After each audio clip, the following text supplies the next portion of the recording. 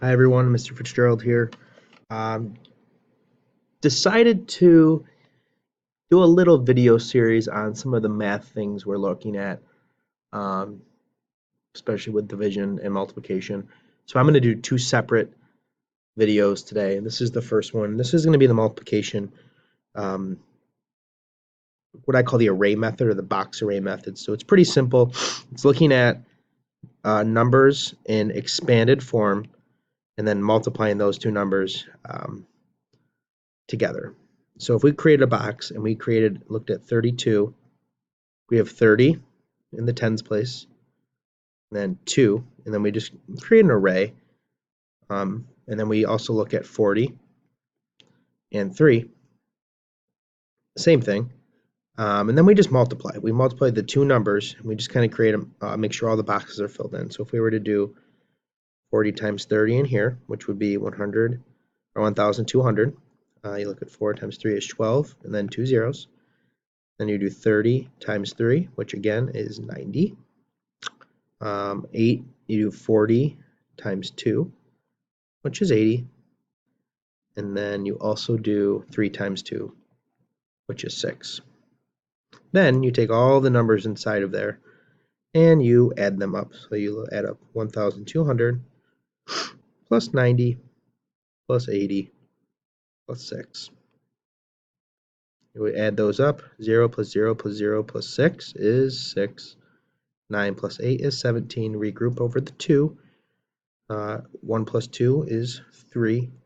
And 1 plus 0 is 1.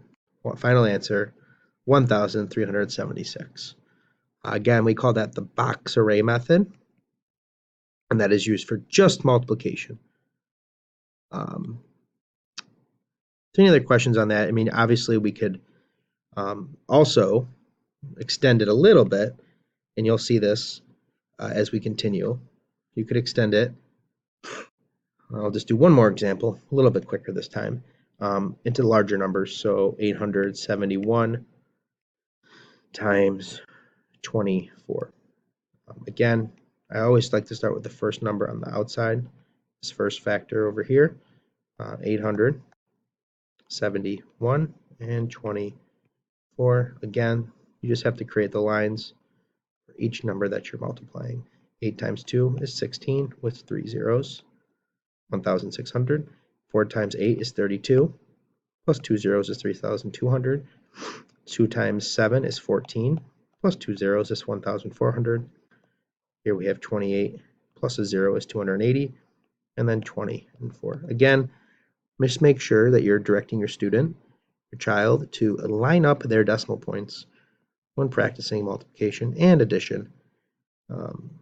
This will lead us to a better understanding of when we do the traditional algorithm with multiplication, which will happen later this school year. One.